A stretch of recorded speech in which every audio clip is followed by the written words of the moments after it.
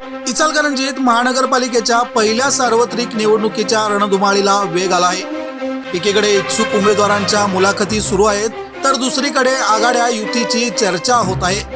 त्याचबरोबर मंत्र्यांचे दौरे सुरू झाल्याने शहरात वातावरण थंडीतही तापले आहे। या निवडणुकीच्या पार्श्वभूमीवर आज आपण चर्चा करणार आहोत पक्षीय बलाबलानुसार कुणाचे पारडे जड। महापालिकेच्या होऊ घातलेल्या 16 प्रभागात 65 उमेदवारांसाठी निवडणूक होणार आहे। सर्वच पक्षाकडे इच्छुकांची भाऊगर्दी पाहिली तर बूथ प्रमुख आणि मंडळ प्रमुख देखील नगरसेवक पदाच्या निवडणुकीसाठी सज्ज झाल्याचे दिसते। भाजपकडे सर्वाधिक 429 उमेदवार मागणी अर्ज आले आहेत, तर महाविकास आघाडीकडे 190, शिवसेना 140 आणि राष्ट्रवादी काँग्रेसची भूमिकाच गुलदस्त्यात आहे। आता प्रश्न उरतो, इतक्या मोठ्या प्रमाणात मागणी झाली आणि प्रत्यक्षात जागा आहेत 65, दोन्हीकडील 65 उमेदवार द्यायचे आहेत। त्यामध्ये थेट लढत होणार आहे। महायुती विरुद्ध महाविकास आघाडी अशी दुरंगी लढत होण्याची अटकळ आहे। महाविकास आघाडीचे उमेदवार ठरले आहेत, मात्र महायुतीमध्ये संख्या पाहता सध्या तरी बोलण्या सुरू आहेत आणि हाच गोंधळ महायुतीला निवडणूक काळात अडसर ठरणार आहे।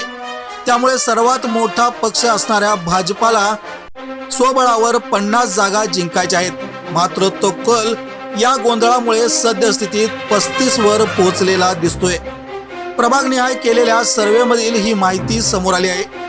प्रभाग क्रमांक 1, 9, 12, 16 यामध्ये महाविकास आघाडीने सध्या लीड घेतले आहे, तर प्रभाग क्रमांक 5, 6, 10, 11, 13 मध्ये भाजप आघाडीवर आहे, तर प्रभाग क्रमांक 14 व 15 मध्ये भाजप शिवसेना युती आघाडीवर असल्याची चर्चा आहे। प्रभाग क्रमांक 2 मध्ये भाजप आणि राष्ट्रवादी काँग्रेस हे दोघे आघाडीवर आहेत। या ठिकाणी महाविकास आघाडीची चाचपणी सुरू आहे। दोघांनी युती केल्यास 4ही जागा त्यांच्या येऊ शकतात आणि लढत झाल्यास महाविकास आघाडी यासाठी सावध पवित्रा घेऊ शकते किंवा मातब्बर उमेदवार देऊन लढतीत रंगत आणण्याची शक्यता आहे।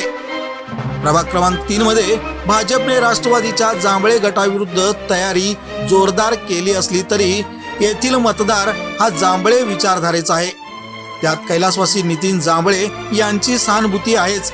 अशातच भाजपने चुकीच्या उमेदवारांची शिफारस केल्याची चर्चा रंगल्याने महाविकास आघाडीला या ठिकाणी बळ मिळाले आहे। जांभळे गट आणि महाविकास आघाडीला टक्कर द्यायची असेल तर भाजपला सुनील महाजन सारखा मातब्बर चेहरा उतरवावा लागेल।